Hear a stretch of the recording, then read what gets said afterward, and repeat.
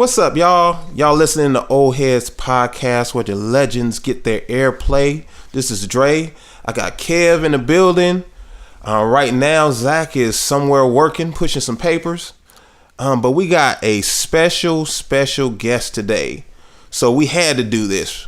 So although it's raining outside, Hurricane Michael's trying to wreak its havoc, we got Slack in the building. So tune in, y'all. We play too much to get ready. We not for the kids, it's all Kelly.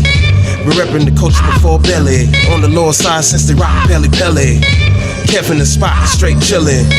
Zach already stepped in the building.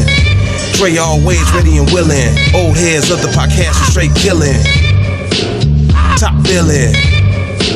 Straight dealin'. Cold chillin', what's missing in CHH, we feelin'. Oldheadz podcast. What's up, y'all? Y'all are listening to Oldheadz podcast where the legends get their airplay, and I am kind of like beside myself, geeked out. We got a special guest in the building.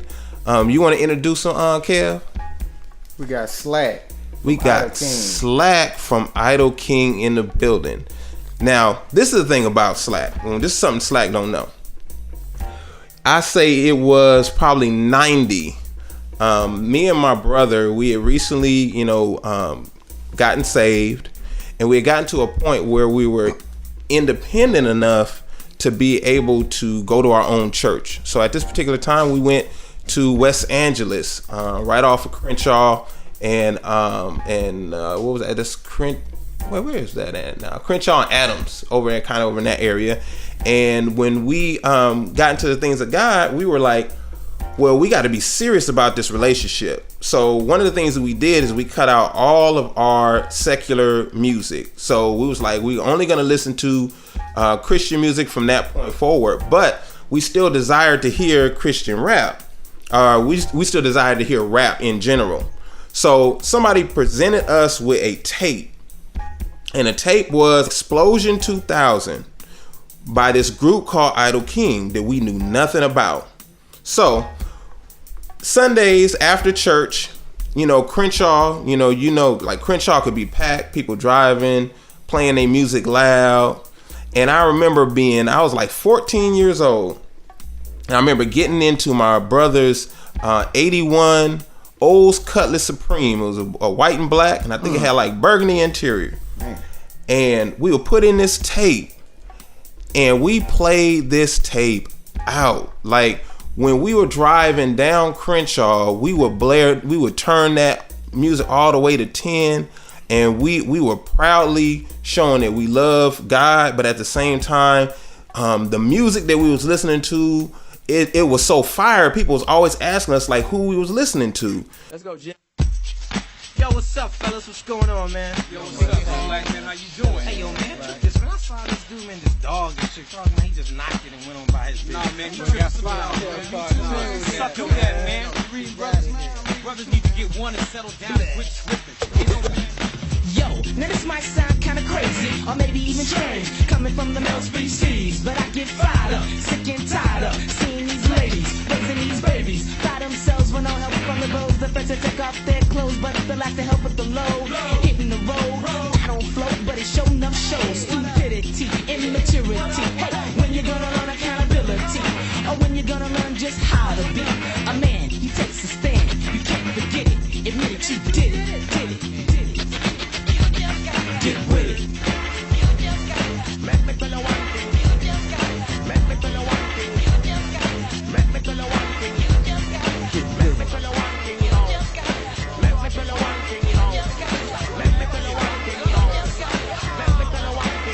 So now you're great like Muhammad or Sphinx. Well, I don't think that either became a defeater by placing their fist in the face of the chick. The harder you hit, they resist, they won't submit. Soon they'll split and call it quits. It's sad. Some brothers think their girls are punching bags. You would think they changed their name to Everlast. But I got news for your clowns. They beat women down. Tyson wants to fight you, and we can go to rounds. Now how that sound.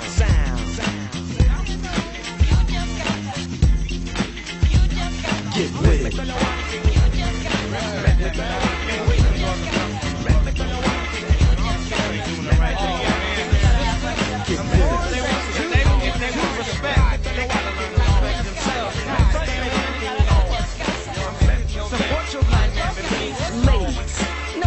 motive? Because I've noticed you get with us guys to get what we got. Scheming like a demon, sly like a fox, wise like an owl. You're not.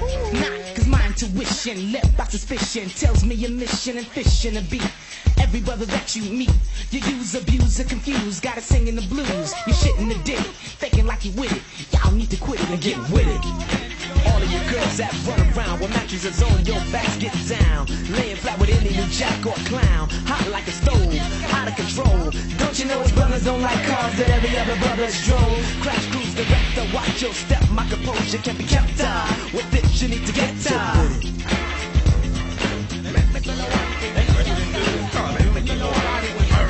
My name is Payback.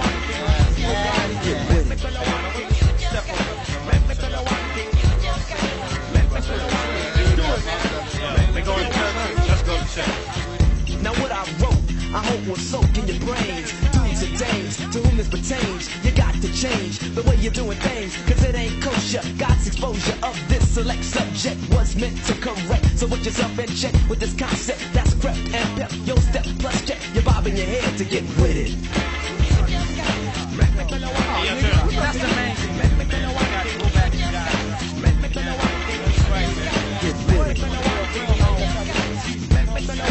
Christ likeness and manhood, all praise due to Jesus. That's what I'm saying.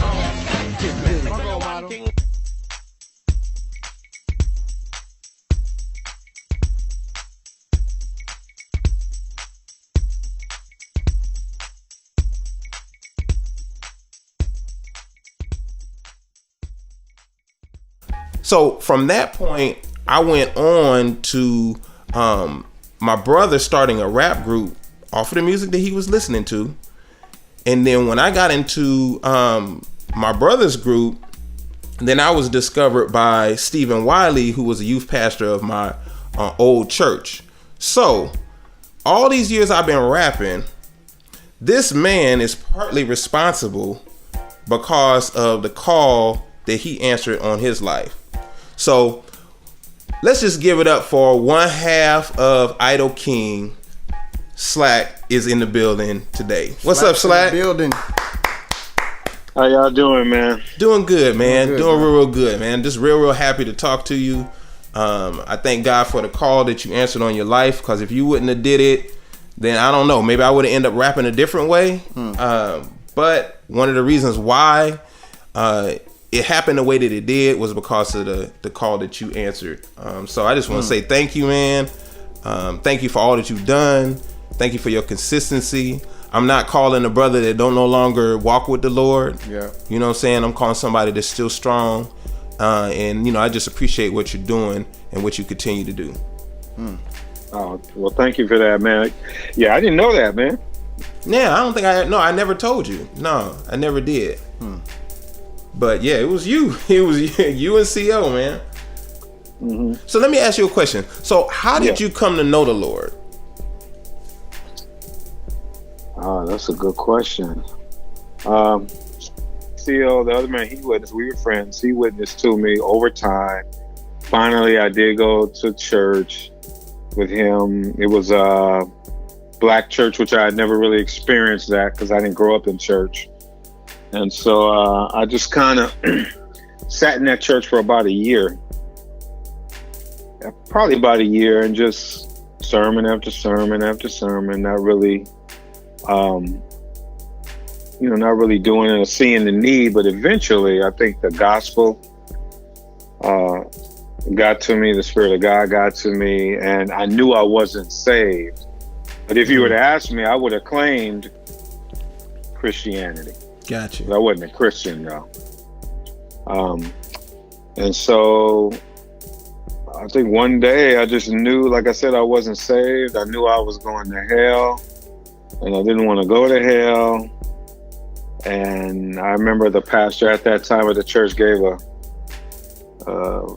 altar call, and I got up and went down, and that's where I accepted the Lord. Now, I think personally that maybe sometime after that, I really became a Christian. I only say that in hindsight, looking back.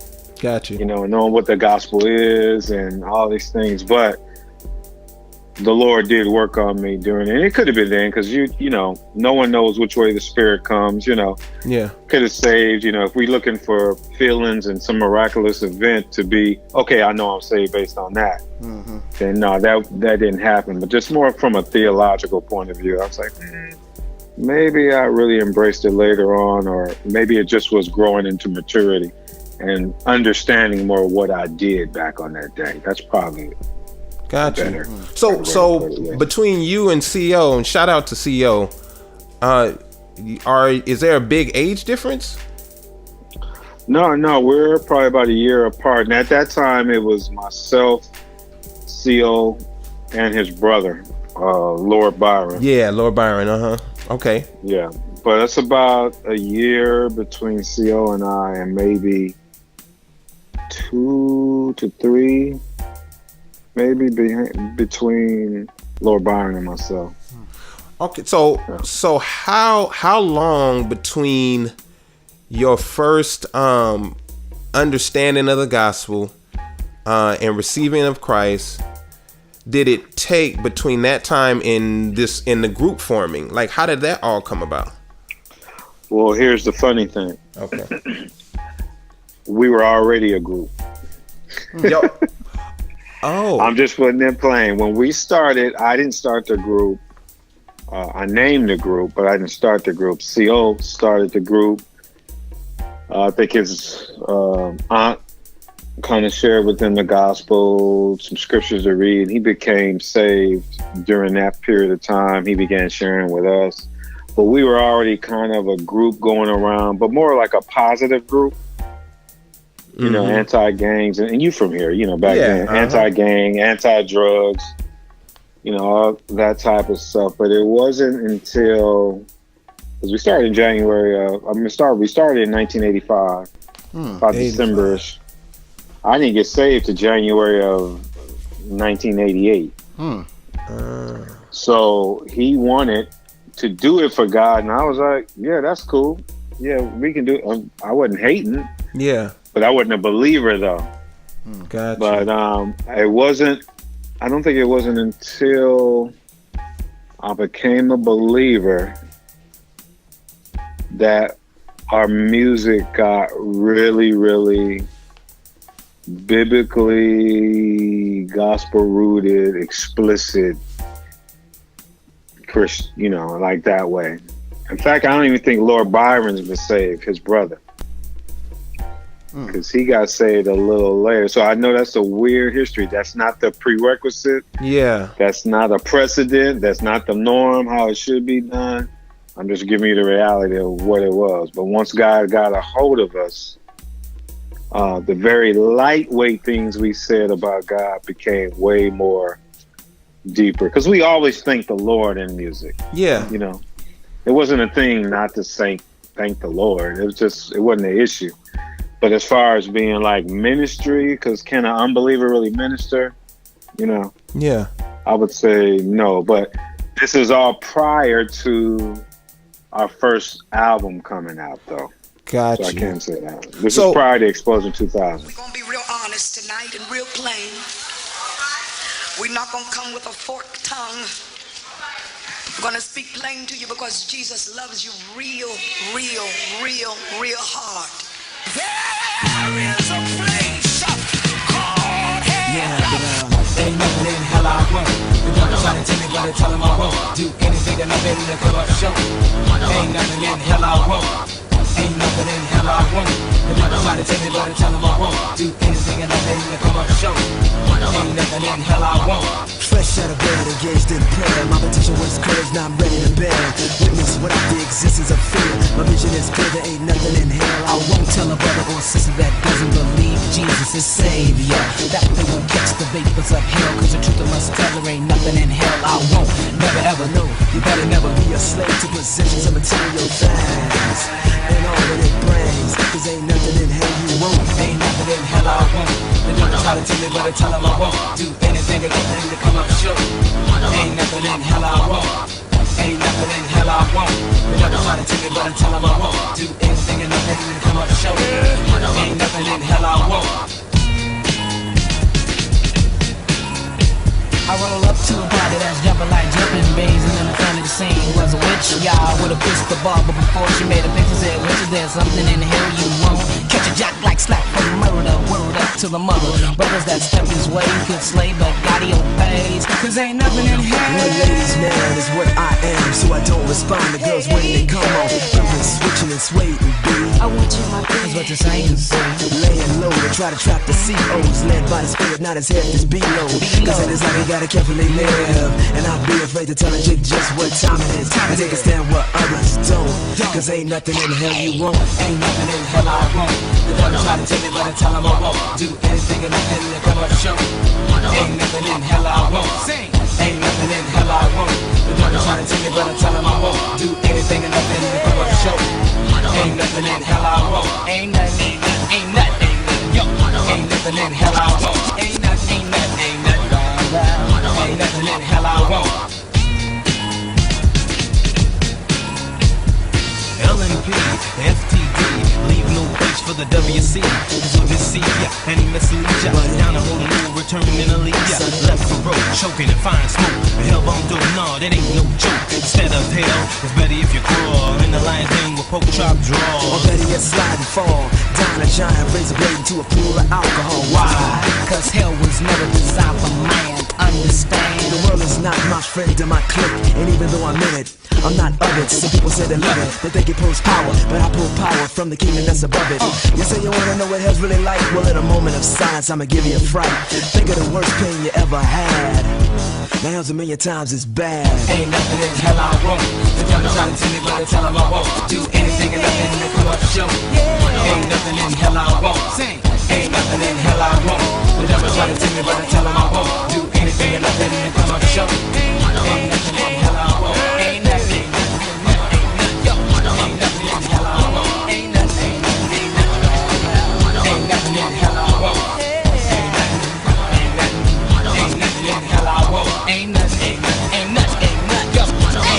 Okay, so you were a DJ? Because I know, you know, we call you Slack, but we know you DJ Cut No Slack. Yes, DJ Cut No Slack. That's the primary role, but when it was first brought to my attention or asked to be in it, I didn't want to do it. Oh, wow. Okay. So he asked his brother to do this rap with him. It's funny, the first rap we did is we rapped over Here We Go beat by Run DMC. Yeah. The instrumental. And I heard what he and his brother did. I was like, man, I want to do that. So it's just weird how it started. And we were just going around performing at different places and parties in high school. But it wasn't until, you know, God got a hold of our hearts that we really started hitting, like, just kind of exclusively. We would always deal with messages and social stuff, but, and you already know, if you've listened to any of our stuff, you already know how we came. We didn't pull any punches, you know, back then. So, but I know it's a weird start, but it's not the norm. I wouldn't advise anybody to do it. You know, unbelievers can't minister nothing. Yeah. But there was a believer in there, but until it was done all prior to the first record coming out. Now, I agree. We were all believers by that time. I do agree with you as far as that not being the way to go about it. It's obvious that God had his hand on y'all. I've heard of some groups that do for talent's sake, pull together groups that with individuals that weren't saved, and they crashed and burned in great fashion. So I know it's obvious that the Lord had his hand on y'all's situation. So I'm glad that you did. Well, go ahead, Kevin. Hey, Slack, this is Kevin King talking to you, man. Let me ask you this. So around that time, because, you know, I love these dates you keep bringing up, because what it does for me is take me back to the music I listened to back then. And so, you know, I didn't get saved until around 96. So you talked about this time period between 85 and, you being saved in '88, and then you doing music around that time. I know gangster rap, quote unquote, was a huge thing during that time. I'm just interested to know what was the reaction you got from the churches during that time, being a group kind of coming in. People may or may not have been saved, and you talked about the parties in the high schools, but how did the church receive y'all during that time with y'all just rapping for the Lord like that? Honestly, it was a mixed reaction. Okay. I'm going to be real, just blunt. We were more accepted among predominantly white churches than those that were black. Really? Oh yeah. Okay. All right. But that's that. But when we would come in, you got to deal with tradition. You got to deal with religiosity. You have to deal with all that stuff. But you have to also see it from their side. What was their introduction to rap? You know, they only had one thing to base it on, what they saw in the world. Okay. And if you think about it, it wasn't the most wholesomely represented stuff going on out there. You're right about that. So if that's all they know, it's going to take a bit of education, an example that they can see or experience it. And that doesn't mean they won't still have some reservations even after they see and experience it. But we would always get the comments, you know what? I thought y'all were some whatever until I heard y'all. Yeah. And whoever God allowed to see it at that point, he allowed them to see it. Whoever he didn't allow to see it at that point or wouldn't see it at the point, it is what it is, you know. So at that time, you got mixed reaction from the church, and you got a weird reaction from the world too, because you too worldly to be in a church, but you too Christian-y to be in the world. And then because it was a subgenre of the main genre being interjected in, how do you handle that? Especially if you think from a spiritual and theological point of view, because now if you're coming with God's word, you know, that's going to have an issue on the unbelieving soul. Yeah. Plus the spiritual realm. So now you got warfare going on that you were never in. So with all of those experiences, what was y'all's best experience and worst experience during this time?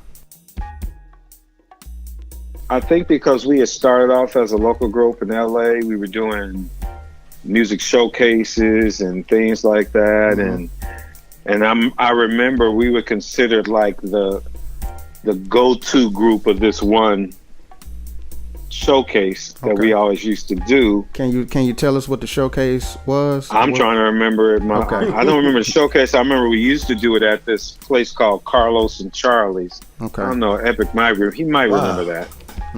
It's a long time ago. Yeah. I don't know, that might have been before me. Yeah, it was during the time of this is on the secular side. So this is during the time of like your BRE's, Black Radio Exclusive, when there used to be music conferences out here all the time. Yeah. So we would do those types of things in the little showcases, music showcases around the city. But I remember once we got really explicit kind of with our message, you could see how people kind of changed and kind of didn't want you, the main group, to be forefront because of what you were talking about. So I can only put that up to it was too convicting. It was, where's the party, fun, just good entertainment. So, you know, that's that transitional time, you know. So that was like, at least for me, that was kind of saddening, because now, wait, what happened? You know, how did we go from being this in your eyes to this now in your eyes? Wow. You know, so that's more of, hey, the world's gonna hate you, or the world's gonna look at you different when you are vocal, so to speak, and bold, because you're a believer now. Right. You know, you were going with the world prior to, and now you're going against the flow. You're swimming upstream now, and that's a tougher swim than going with the river. Yeah. You know, so that would be the bad time. Yeah.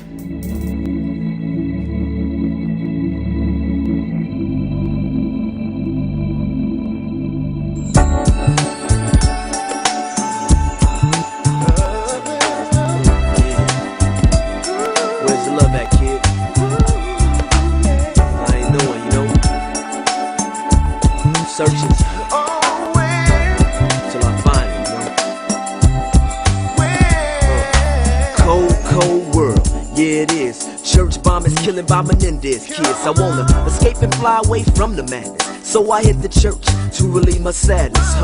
Picked up moms, hit the door feeling happy. What's up with all these ushers looking at me? Asking me to pray.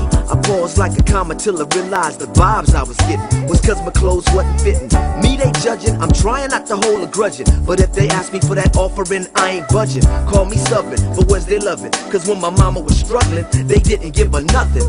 I know two wrongs don't make a right. I ain't got no excuse, and Lord, I wanna live right. But all I gotta do is be accepted. It hurts to be neglected and rejected. Tell me where's the love? Where is the love?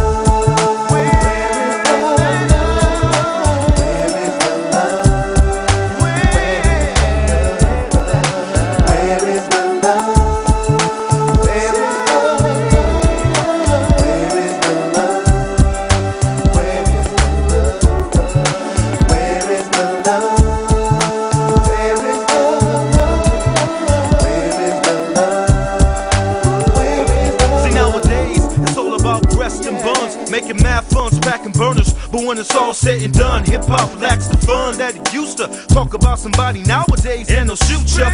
See all this madness, we need to just stop jealousies and cruise, cause one gets more props than you. See, hip-hop is on the downswing. It's kinda messed up what happened to Tupac, know what I mean? Thought we supposed to be some human beings, yet and still we'll take another man's life like it ain't no thing. Yo, cause we ain't got no respect for life, no love for life. But I know why. Why is that? Cause they ain't got no Christ inside. And if they do, I don't see them working in their life. I'm just a young brother trying to kick the truth from above. But I gotta keep it real, tell me where is the love? Where is the love?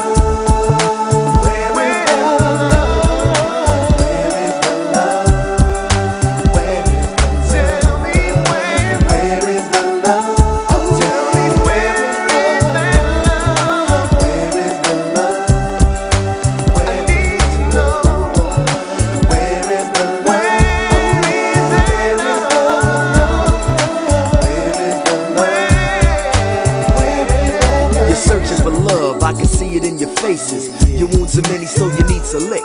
But you're looking for love in all the wrong places. Let's get you straight.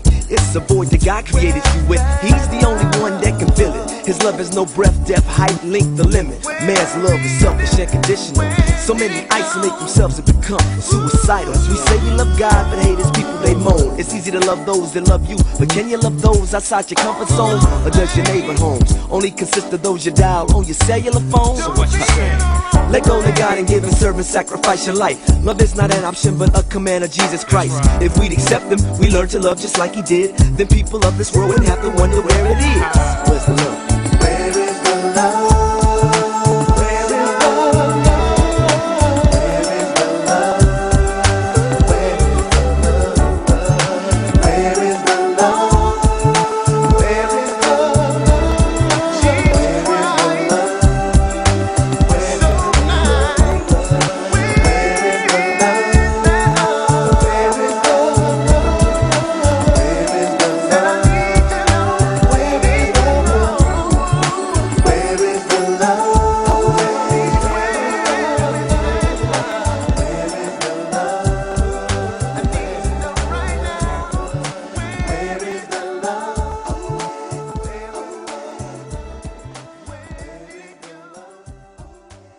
Being okay, so now I'm from Los Angeles. Now being in Montgomery, Alabama, it's like you don't really pay attention to the racism aspect of things or the racial components until you're actually like submersed in it.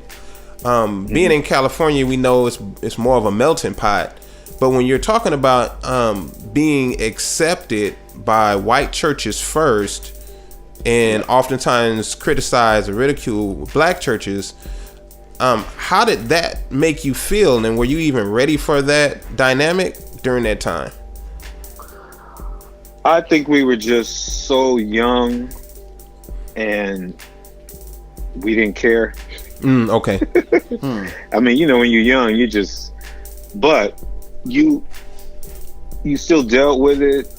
You still observed it, you still saw it, and you still questioned or wondered why. Yeah. And you're trying to figure that out. You're young in the faith trying to figure it out. You know, you're young in age trying to figure it out. And you're like, what is it? We talking about Jesus. What's I don't understand how you can not like something. Right. Yeah. But as you grow and you mature, you know, we all got preferences if that's what it was. You know, we got preferences in music. We got preferences within the genre of hip hop. But that's different than what was going on back there. It was like, is this of the devil or isn't it? That's basically where it was. Yeah. You know, and so you got to fight that as politely and Christian-like as you can. And you may not even realize you're in a fight. Yeah. But I think if you're really doing what God wants you to do, that you're representing Him, like I said, he'll use your example to paint a picture to somebody. And for others, they may not get it. Yeah. That's just the way that it was. Some black churches did get it. They flew us in. I mean, but some never, you know. It's just, it is what it is, you know. Yeah. Now I know Kevin has a question for you, but I got one other question, and it's a West Coast question that there's no way he's going to be able to even know what I'm talking about. Wait a minute. So he just saying that because I'm from the South, but I love West Coast music now. But I guarantee you, when I ask this question, he ain't going to know what I'm talking about. How you know? So, watch. So, I hope I know. So, had y'all ever went and rapped at the Good Life? I don't know what that is. Told you. I've been up to the Good Life. Kevin, that would be off of Crenshaw and Exposition, a little corner plaza right there. Well, thank you for that. I'm from, Pritchard Lane and Highway 45. Okay. We did, but I don't know if we went up there strictly as I.D.O.L King. I think we just kind of went up there, kind of came up on an open mic type joint. Got you.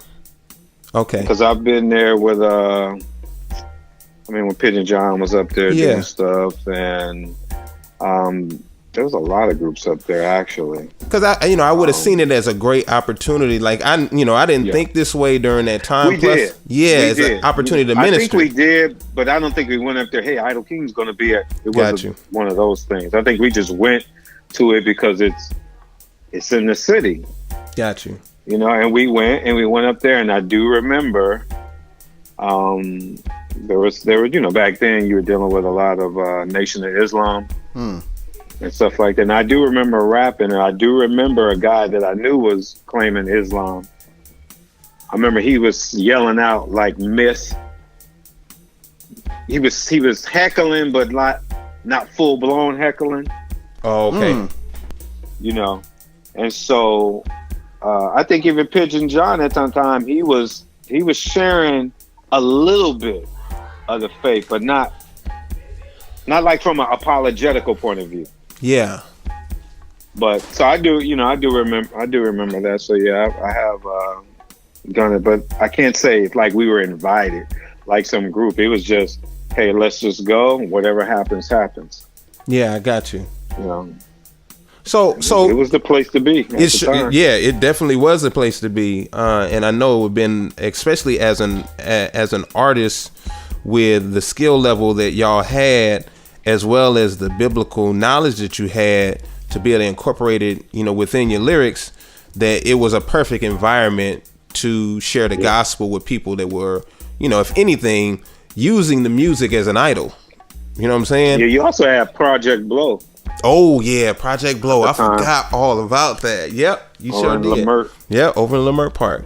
Yeah. See, you know anything about that, Kevin? I don't, man. Okay, I'm gonna put the cricket sound right there when I ask that question. I'll put that in there.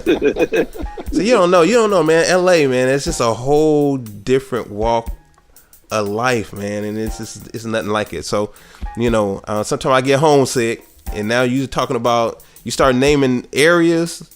You know what I'm saying? That make me more homesick. But yeah, man, this is nothing like LA, the whole LA culture, especially when it came to rap.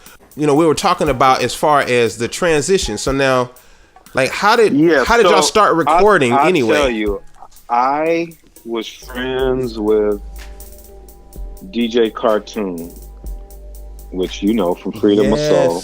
Oh, yes, I love them. We were friends. He was friends with my cousin. That's how I met him. We used to hang out. And then I don't know how he hooked up with Peace, 586. Yes. But Cartoon told Peace about me. Peace was doing the first album called In the Land of Time. And so I came in and produced, the couple of tracks that I did on there. From doing that, I met, at the time, Super C. Okay. Which would be known as Soup the Chemist. Yes. Originally from Soldiers for Christ, SFC. Yes. So during that era, and then while we were recording Freedom of Soul, though, for that record label, which was Brainstorm Artists International. Yes. Okay. The owners of that label heard what we did through the song we did on Freedom of Soul's album, which Peace was so gracious to let us have our own song on his album, which was Can't Hold Back. Okay, yep, Hello? Hey, yo, Slack, what's up, man? It's Peace from the Freedom of Soul. Hey, yo, man, what's up? Yo, man, check this out, man. We at the studio, man, in the middle of side B, and these demons try to come bum rush my record, man. Oh, yo, man, we can't even leave no place for the devil. I got I.D.O.L King here in Payback. We be down there. Yeah, man, that's what we need. We need for y'all to come down here and do this, you know what I'm saying? Don't even sweat it, man. We on our way. Bet, let's do this. It's on. Come down.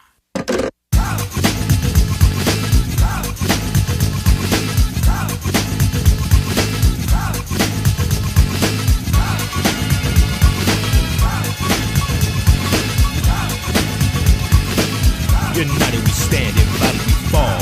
So we came together forever. No matter what the temp, we won't surrender. Bend the rules, so compromise our values. So extra, extra, extra. Here's the news. The kings, the idols in town. They're tearing the devil's kingdom down. And this is the ways we pay the praise. In these days, disorderly conduct. So I instruct what God has shown me. So get up! Cause the time has come for the church to provide. Uprise, realize, and recognize after one it has made us, saved us, disgraced us, hasn't erased us, but has placed us in the Lamb's book before he died. That's what he took to cleanse from sin and begin with a new look. So I bear witness about this. Practice what I preach, cause I'm in this. The whole 9 yards might seem hard to you, but if God be for you, who can be against you? Cause greater is he that is in me, and he is in the world knew him not. So must I suffer persecution without immediate restitution. Bear my cross like a Boston, I'm following after. Wait for the rapture, the Carter with the saints is on, cause I don't think so. The message that I'm sending, lending, ear, in, here. I know God died on the cross, showing it's a fact. That's why I can't hold back. Oh my God, I can't hold back. Oh my God, I can't hold back. Oh my God, I can't hold back. Oh my God, I can't hold back.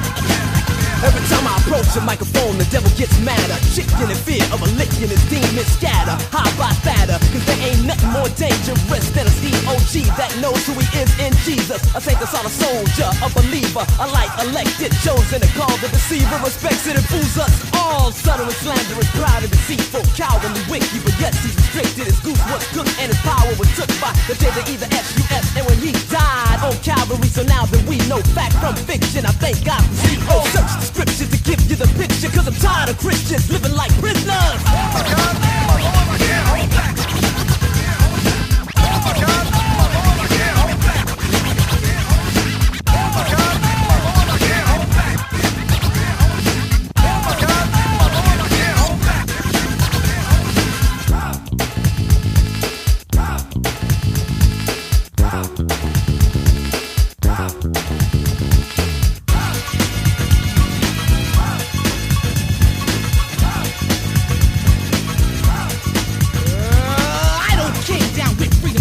Evangelizing God's word and standing bold against satanic advantage or damage in a second. Imps pause in the path cause they know they have to reckon with me, Lord Byron, Holy Ghost siren, militant tyrant, a praise a day slay any way that suits you. When I open my mouth and say hallelujah, the spirit grips your neck like a chokehold, strangling the very root of the devil's soul. In your mind, thoughts discombobulated, stop up, can't move, constipated. But get ready for your spiritual enema, cleansing you from the sin that dwells within you, so that you can clearly get right or get left or accept God as your best bet, my brother. You will discover that Jesus Christ really, really, really loves ya.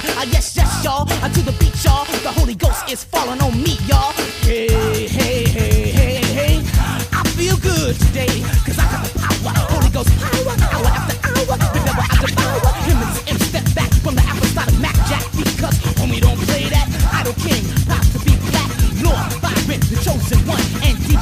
No slack is down with MCP's cartoon and SFC. That's why we can't hold back. Cause we feel the spirit. No, I'm not gonna hold back. Cause I feel this man. Yeah, I tell you my boys is raw. Slack cartoon, slay them demons. Got no slack. Got no slack. Got no slack. Got no slack.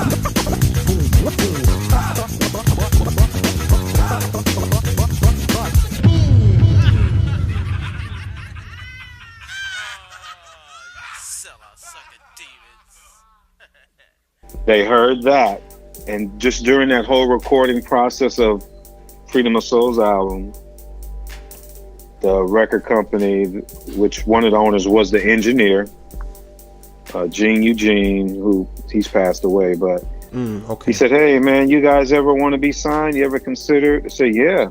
And he said, "Well, let's talk about a deal." And that's really how it happened. Wow. So I see. So I see the brainstorm connection. Because at first I was gonna ask that question, like, okay, how did that connection happen? But as you were talking, it's like, wow, you know, I see now the connection. Because see, I was a big fan of Freedom of Soul, still am. But I had no idea that there, you know, was a connection past just y'all featuring on each other's projects. So that's real cool. Yeah. It was through Cartoon. It was through DJ Cartoon. But then, like I said, we became, especially Super C, however you want to call him, we started hanging out. Oh, okay. I mean, he has spent the night over my house, things like that. We weren't just artists. And remember, we didn't have a record out. I.D.O.L King didn't have a record out at that time. But Soup and I were already hanging out. Soup took me on my first tour. It's with them. It wasn't us. It was with them. Wow. Yeah, I was helping him out as running like the drum machines, the MPC and the SB1200 and some DJing. You know. Yeah, but that's that connection. So the thing that I find really, really, you know, interesting as I'm hearing you talk is I don't hear competition. And oftentimes, I mean, at least when I started getting into the genre, it seemed like the competitive field started to be more present. And it sounds like, you know, y'all were, you know, brothers in Christ first, and it just happened to be music. Is that a fair assessment? Yeah. So, I mean, I was in music. Soup was in music. I didn't know who they were. I had heard about SFC from other churches, members that went to the church, like the youth. Hey, have you heard of this group? You know, I was like, no, because we didn't start off on the Christian side of music. We started off on the secular side of music. So where we started off, I mean, I was already performing with Ice Cube before he was even out, before NWA, meaning that's just the way the city was, like Epic was trying to say, just about LA, just the way the culture was. Now they've gone on to do big things, obviously, but that's where we were. So I really didn't want to be on the Christian side. We were where we thought we were supposed to be. You know, just doing what we were doing at regular places. We weren't limited to the church or anything. But then, as I met those brothers, I think that's God doing it. And as God saved me, you saw a bigger picture. Wow. You start seeing things from God's point of view. Let me ask you this. So, I met a brother from California. I think it was the year 2000. I'm at Tuskegee University. He talked about y'all all of the time. My homeboy Paul Franklin, aka Ja Word. Yeah, Yeah. So I met him in 2000, and he just we did a lot of stuff together. Yeah, and so I found it fascinating because I had only been into this Christian rap, gospel rap thing for about 2 years at this point. As a college student at Tuskegee, and I found it fascinating that he was all the way down in Tuskegee, in the country, on a college campus in the middle of nowhere, all the way from California, and I was trying to figure out how that happened. So looking at the connection that you two have and just kind of trying to develop an understanding of what was going on in the scene around that time, man, when did y'all hit the road? This is a 2-part question. When did you hit the road, and what's the farthest you traveled like during that time? The first road would have been what I mentioned earlier. Road trip would have been with Soldiers for Christ. Okay. So like I said, Soup took myself and Lord Byron on tour with him. Lord Byron was more of like a hype man. And like I said, I handled the drum machines and the DJ and some of the DJing because DJ Dove was the DJ. What are some of the cities y'all hit during that time? You remember? Everywhere, man. Was it mainly on the West Coast or East Coast? No, we down did south? Phoenix. We did the cities in Texas, Amarillo, El Paso, Houston, Dallas. That's dope. Birmingham. I've done Birmingham. Birmingham. My mother's side of the family is from Birmingham. Really? My family's from Birmingham. Look at that. Yeah. Okay. Or Greenville, actually. Greenville, Alabama. Man, you got some country in your home, boy. You got that country in you. I hear you. Why eat like that? Hey, I hear you. You can't deny those southern roots, bro. You should see how he's smiling, man. He love him some country people. See, Chicago, so Illinois, different places in there. Champaign. We also did Philly, done New York, done Florida, just a lot of parts of the states. Tennessee, Kentucky. I mean, Were you received well in all of those states? Like especially well, yeah, they booked us. Man. But here's the thing though. So I'm looking like especially in the mid 90s, and I don't know what years you were in some of these places outside of the West. Not to bring this up, but I'm gonna bring it up. So you had the whole East Coast and West Coast thing going on, and that were clearly like regional distinctions in music during that time. You can hear a cat and be like, oh, that cat's from the West Coast, he's from the South, he from the East Coast. Like, how were you received in other areas? And I'm not gonna name the artists because I remember some East Coast artists trying to relate to us down south and do music like we do music, and we ain't really get down with that because now it's like you making fun of us. You understand what I'm saying? So if you go way back even to that era, and you're dealing with from a secular point of view, the East Coast, two types of East Coast West Coast issues that happened. It was the original we're talking about in the days of Run DMC. We're talking about early on. This is early on. Yeah. It's just rap started in New York. Right. So y'all can't really say nothing because they were arrogant with it too. So that's what it was. And I know Epic, you remember the record that Bobby Jimmy made called LA New York Rapper. Yep, I remember that. So I'm a LA rapper. I went to New York. It wasn't like a crazy beef, but it just wasn't respected. Right. Yeah. We were more fast music, Egyptian Lover, all that type of stuff. Crazy fast music. But then that second era of a beef, an issue came up, I would say is when the whole era of West Side Connection came up. That's a different type of, because they were like fed up with what had been going on all that time. Right. And then people took sides. That's just the way it is. Yeah. But West Coast people, for the most part, always loved East Coast stuff. Yeah.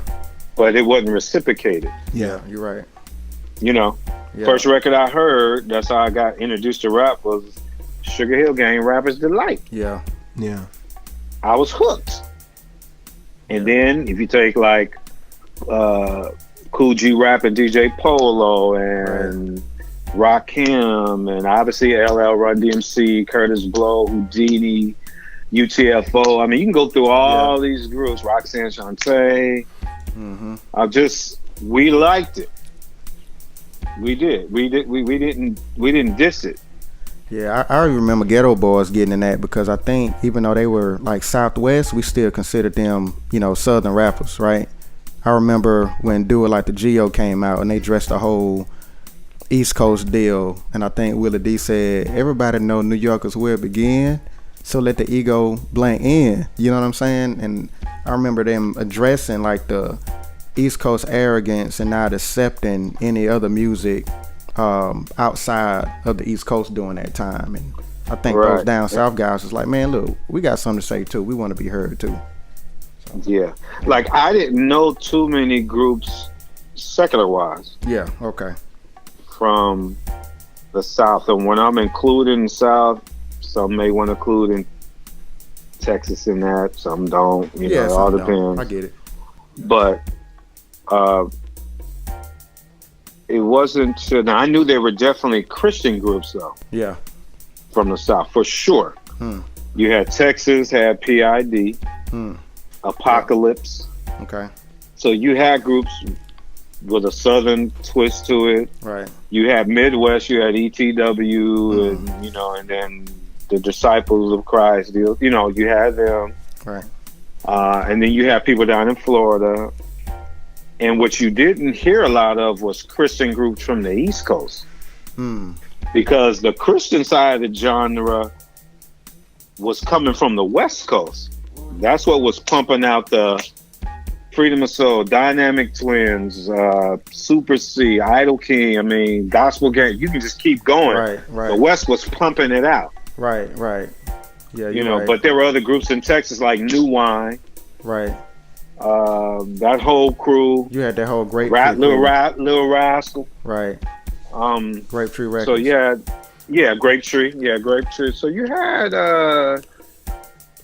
and like I said, we always embraced the East. That's the thing. We didn't hate on Texas. Yeah.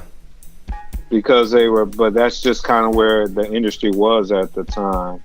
So when we would travel, if people booked you and bring you in, then somebody there must like you. Yeah.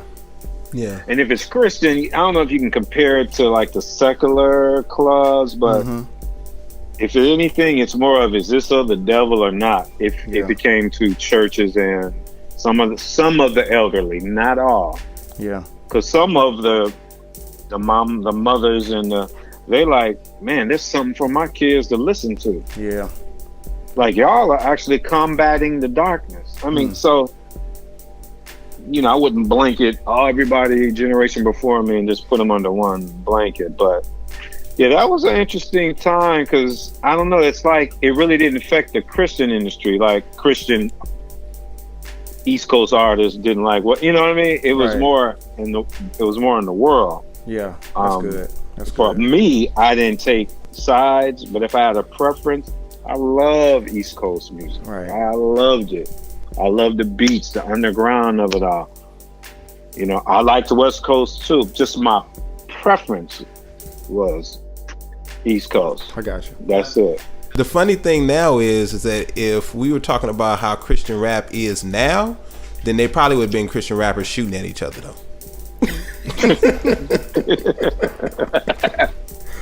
Oh man! Well, I hope the little ounce of Holy Spirit in them would prevent. Oh boy! Yeah, you would hope so.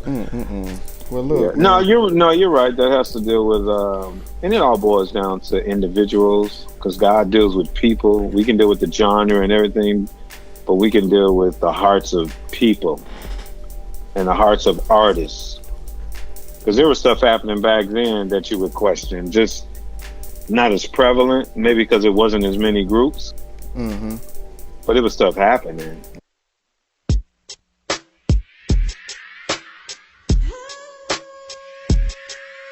Most Christians only get bold when it doesn't cost them a thing. And as a result, it seems nobody's gay and lesbian evangelizing. My crew's provoked by the evil, not the people. Cause God loves homosexuals but hates their acts of evil. Conservatives run from this while liberals seem to promote justification of the acts instead of Christ as the gays' only hope. Now people are actually convinced that these so-called gay pastors are really making sense and have good arguments. Well, I hate to drop a bomb. A gay pastor's an oxymoron. Cause to adopt a position, you must do some serious Bible twisting. You say that's not loving, but it reflects God's position when he destroyed Sodom and Gomorrah for the unnatural acts they were committing. But before he destroyed that city, he was willing to show it pity, but he couldn't find 20, 30, 40, or even 50 that would justify. Now like the Colonel's original recipe, they're being deep fried. Hell is what comes next when God's love is denied. Cursed is the man that lies with a man like he would a woman. Does that really need an interpretation or a chalkboard diagram? A third grade reader can understand. God hates same-sex relations, and all sex outside of marriage is a law violation. God said it deserves the death penalty. It's one of the reasons the law was given. It's not hopeless, you can be forgiven. No known society in the past has been down with dysfunction. The goal of sex is not just satisfaction, but reproduction. See, it's an insult to God and his word to say that God from birth created and made you that way. I challenge you to find or to prove that from the Bible, when all scripture is clearly gay and lesbians' biggest rival. And arguments about mommy being dominant or daddy being recessive conceals the fact that humans, unlike animals, have the ability to decide to say yes or to say no to certain temptations and drives. God made Adam and Eve, not Adam and Steve or Madam and Eve. When Adam had a companion need, God blessed him and made him complete with Eve. God ordained straight marriages and two become one flesh. What God joins, let no man disconnect. Even the animals agree. If a female gorilla wants to get busy, it won't be with a girlfriend named Kizzy. Don't blame your learned behavior on the Savior. Subjective interpretation of scripture can justify any behavior. But if that's your choice, I'm cool with it. And the song, I would be through with it. But part of your agenda is to force your lifestyle on our kids, and I ain't cool with it. Recruiting, indoctrinating, legislating toleration, and got the nerve to equate your hustle with the civil rights struggle? You must be kidding. But check it. Are you listening? Huh. But despite your agenda, let me tell you how we gon' respond. We gon' reach out to gays and lesbians with the gospel. We gon' speak out against hatred and violence directed towards any group.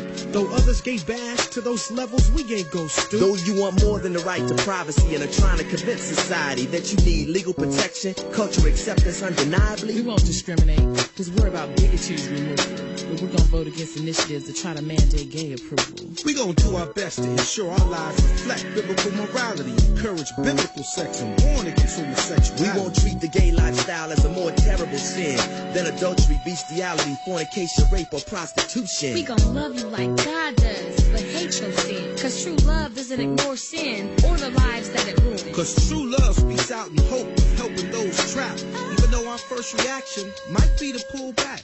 We will always refer to the gay lifestyle as a sin, never sickness. A rebellion against God's purpose and plan. So we encourage parents not to feel as if they fail. We can't change people, but through prayer, God will. You may never heard of a way out, but thousands have been delivered. Although you can't undo the past, God can replace the guilt you have. We hope this song defends God's position on this topic and help those in it to wise up and drop it. We bringing hope, healing.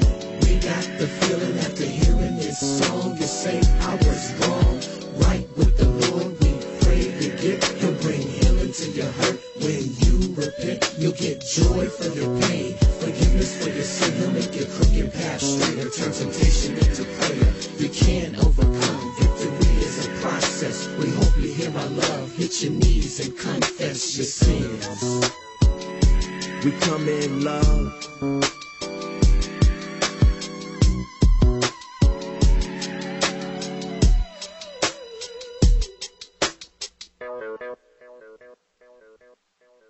Right.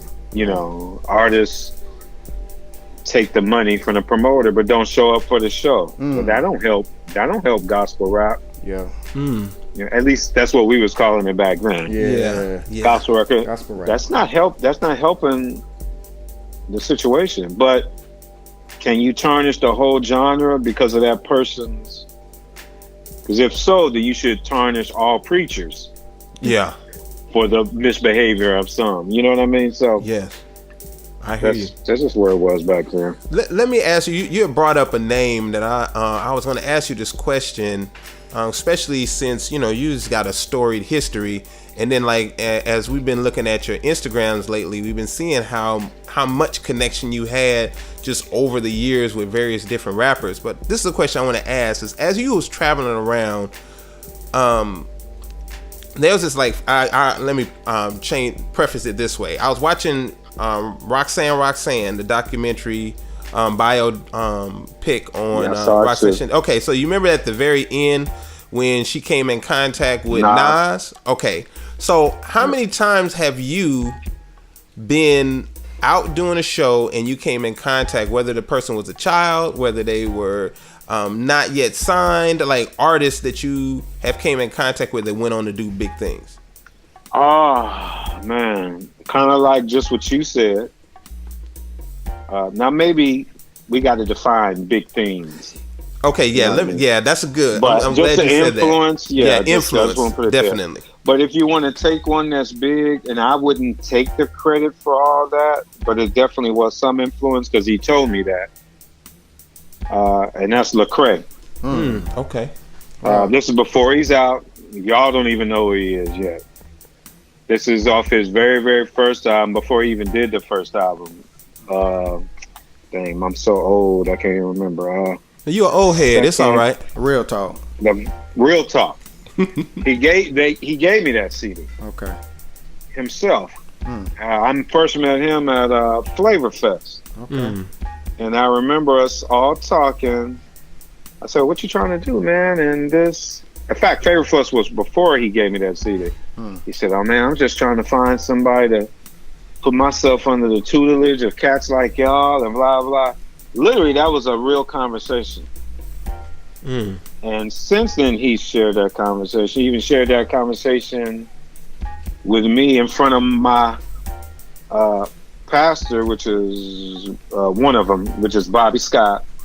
And Bobby Scott was kind of doing some kind of like a chaplain type thing when the tours would come here. Yeah. And we were all just sitting around talking. He said, "Man, this is what I remember about I.D.O.L King, and y'all just..." So there's some influence, but I would never take credit for his success and his own hard work. But I'm only saying what he's told me. Gotcha. Cool. You know. Gotcha. Yeah. So if you want to call that going on to do big things, because yes, we'd have to admit he's became the biggest Christian MC. Yeah. You know, on that genre, regardless of how people feel about it. Yeah. Success-wise, from just business point of view, hey, I'm rejoiced and glad. Man. As long as he ain't violating scripture or dishonoring God or walking away from the faith or something, But other than that, that's a good perspective. And that's a whole nother topic. Yes, but we'll definitely go there. We'll definitely that's another topic. Yeah, we probably we're definitely going to addressing it. MC Peace. Before you pull my microphone cord or you hit the mall, visit www.idolking.org. Head, shoulders, feet, and toes. Get your body out on the floor. Boogaloo breakers on hands and knees. Spin on your head, strike a pose and freeze. Up rock, beatbox, bounce off the wall. Covered by graffiti, both large and small. From LA to Queens and everything in between. Jesus Christ, hip hop be our main thing. Yo, Peace 586. Picture you giving me a call and I don't respond. That's like me just in a dime, forgetting where I came from, MC. You're classical like a throwback jersey. We go back like psychedelic posters. Heads on roller coasters, hula hoops, crayons, cap guns, and holsters. Toured together, memories forever stuck in mud and bad weather history together. Forget the past, I got the photographs. They make me laugh and keep my head up like a giraffe. Though you're old school like a Jerry curl. What I love about your modes is you're approachable. Although we disagree about gifts of the spirit, we got more in common through Christ in the spirit. Like Christ's deity, his resurrection bodily and spiritually, the Trinity and the Bible's authority. In essentials there's unity, in non-essentials liberty, and everything charity, but there could be diversity. The Lord delights that we're unique, man, cause it would be boring if we were the same. Can I get an amen? Some are hands, some are feet, some are eyes and toes, others are ears shoulders, lips, nose, thighs, and elbows. Every member is essential and can be used. Every member of the body is to be valued. Peace, I'm down with you and wanna be down with others, but doctrinal error prohibits fellowship together. True unity starts with correct belief, then fellowship, breaking bread, and prayer will increase. In the Christian rap community, there would be unity if cats would shake peripherals, pride, and seek humility. Accountability defined in terms. There's different emphasis in ministry, that's what I've learned. The more I worship and study and see God's plan, the more I grow and mature and understand. I'm becoming a better neighbor and a better friend. Heads are being drawn to Christ, God's kingdom expand, stimulating one another. I'm just a channel used to minister. MC Peace, you know I'm down with you, brother. The Lord will know us by our love for each other. No matter our color, one faith, one Lord, one baptism, one God and Father, one organism, one hope and spirit. I pray you hear it. United we stand, divided we fall. I'm finished. Head, shoulders, feet, and toes. Get your body out on the floor. Boogaloo breakers on hands and knees. Spin on your head, strike a pose and freeze. Up rock, beatbox, bounce off the wall. Covered by graffiti, both large and small. From LA to Queens and everything in between. Jesus Christ, hip hop be our main thing. Yo, CO, we still ain't holding back. And yo, slack, we can't fold, we too old for that. In fact, if we stay bold and stay in control, time will tell and reveal the truth we done told. We done paved the roads, slaved and sold. Now it's time to see the reaping. It's time for us to leaping into the next level. Years taken several. Progress is being made by what's played. It's peace in the king. Reuniting and reciting a piece for the king. Reigniting in the form of rhyming. Bringing it to you one more time. Not winging it, but stinging it. Leave your ears ringing. It's lovely how time flies, but we still make hits. We still make a difference. We still got grips of rhymes waiting to be shine. We still got grace and we're progressing towards our prime. Head, shoulders, feet, and toes. Get your body out on the floor. Boogaloo breakers on hands and knees. Spin on your head, strike a pose and freeze. Up rock, beatbox, bounce off the wall. Covered by graffiti, both large and small. From LA to Queens and everything in between. Jesus Christ, hip hop, peace, and I.D.O.L king. I didn't get into this rap game to battle over flows. I got into this rap game cause I'm battling for souls. Cause no one knows the day when it's our time to go. But one thing's for sure, we all got to go. So in this life, you better make sure your life's in order. The next life, you might be stopped at heaven's borders. Find yourself locked out of God's club with the masses. Angels won't be giving no hookups or guest passes. So when my dog Peace asked us, say I was down with it. Cause back in the day, he put us down in it. Ever since God gave me freedom of soul, I've been made a soul swinger to preach the gospel. Like apostles about the sunshine. God, you be running through my mind. Even though I'm caught in this land of time, it's a given that IK and Peace go way back. Like B-boy and DJing and cooking bacon. So if you see us rolling together, don't even trip. We unified by the grace of God that only He gives. Cause only He is the God that I trust. Cause He's just, it's a must. Jesus that I bust them on the MIC 12-inch cassette CD, MP3s. And when I'm on the mission field overseas, I thank God for peace because He gave me peace. Let me end this piece. Peace. Yo, Peace, your phone, man. Alright, man. Hello? What's up, man? What's up, Dax? Hey, Journey's gonna meet us at the studio. Let's go ahead and do this thing. Word, like we did in 94, yo. Right? Earthworm style. But what I want to make sure that we do, because I don't want the listeners, because you know where we are right now in the genre is about influence, how many people, you know, oftentimes watering down or shaping, you know, what the gospel in certain ways in order to appease to more people. So what I just want to kind of back up on and ask a different question and kind of just to change the tone just for a second is, knowing that you ultimately over time got into, you know, got saved, started doing this music for the Lord, gospel rap like it used to be. What were the miraculous things that you seen as you were going out witnessing, you know, to individuals and sharing the gospel to them? Like, how did God move, and how did you know, what are the stories that you can remember of God moving mightily through what y'all were doing? Trying to think of one. I wrote one down. Okay, so I remember doing, and you may have seen it, Epic, back in the day. We ended up being on BET's Comic View. Oh yeah, yeah. Performing, yeah. Never changing how we come, and you know that. Mm-hmm. They know what to expect when we're coming. Yeah.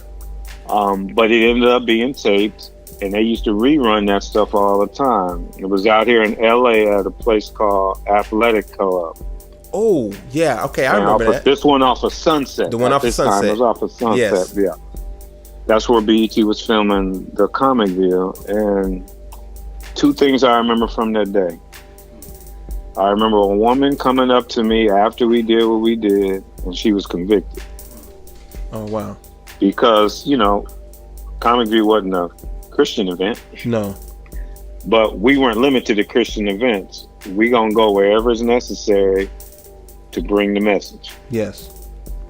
So she happened to come up to me. She said, "Man, I was so convicted because I shouldn't have been here, and I'm thinking I'm just gonna get my party on. It was like the Lord was just speaking to me through y'all, and I'm sitting there like, okay." And we prayed. I said, "Well, why are you convicted?" And that's when she told me. I said, "Well, the Lord, if you're a believer, He's called you to be, to live in accordance. And if you felt He didn't want you to come here, it is what it is. It's that, but the fact that said, hey, go live from it. It don't mean that you can't. You see, we're here, we're Christians, but look at why we're here. What's our motive here? Am I coming to pick up honeys, or am I coming to get my drink on? Am I coming to do that's what you got to deal with. Yeah. It don't mean Christians should not go into dark places. You should take the light into the darkness. But motives are, that's where it depends on the heart of why you're there. So that's one thing. Because those are important. Yes. Now, it was a good event. We got a lot of TV notoriety. But at the end of the day, if I were to ask the question now, what was God most concerned about? He's concerned about people. Yes. Not programs, people. Yeah. And if we presented a message that affected somebody like her, or affected somebody and they balled their fists up at God, it affected them. Yes. We wish everybody would, what must I do to be saved? But that's not reality. No. But we're just called to, give it, and you let God handle the results. So that would be moments like that. Yeah. Other things God has done. Talk about influence. There was a group in the Dominican Republic after we went there on and did a barrio style performance. Nothing compared to the United States.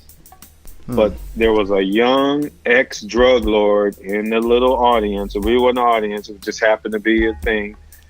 We were visiting a missionary down there, and we did a little something. It was raining on us when we did it, like nothing like in the United States. But the guy heard it. He said, "Man, you mean I can do that and still be a Christian?" He didn't know. Because whatever religiosity is down there, about what you can and cannot do, man-made traditions and stuff like that. But that dude ended up starting the group and ended up just basically killing it out there. Wow. I mean, even the secular dudes were inviting him to come on their shows, and he didn't change up. Wow. So I see stuff like that. A life was impacted, and we're friends to this day. Wow. So things like that. And now there's some things that God has just blown my mind.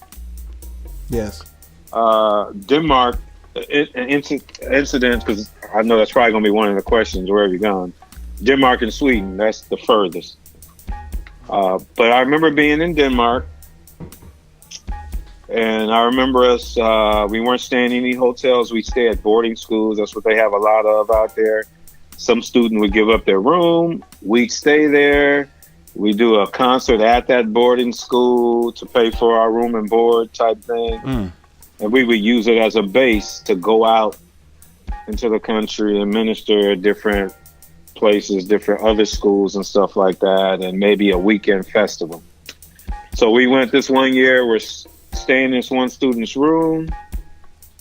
It's all good. In the morning, the student comes to the room and he has an I.D.O.L King t-shirt on. And I'm like, I know I didn't give him a shirt. Wow. I know he ain't bought a shirt. I know CO ain't giving him a shirt. How does dude get a shirt? Keep that in your mind. Yeah. Prior to that, when they had the Olympics in Barcelona, Spain, I had some friends here that went there on a mission trip. Because since the whole world is there, they're going to go there and try and evangelize. Yeah. One of the friends was wearing an I.D.O.L King shirt. He befriended this little boy in Barcelona, Spain. At the end of his time down there, he ends up giving him the shirt. Wow. It's this same little boy in Denmark. Wow. Who orchestrates that type of stuff? And so the little boy tells a story hey, that's a cool shirt. Where'd you get it from? Oh, when I was in Barcelona, Spain, I met this guy and I'm like, wait a minute, what? And I knew the story. Yeah. I already knew the story. And I was like, you're the little boy that so-and-so talked to? Wow. Now, if that don't blow your mind, if you don't ever think God is in the midst of or with you, that just rocked me to the core. Yeah. Wow. So it's things like that. Thanks for listening to Oldheadz Podcast, where legends get their airplay. Follow us on Facebook and send us comments on your favorite artists.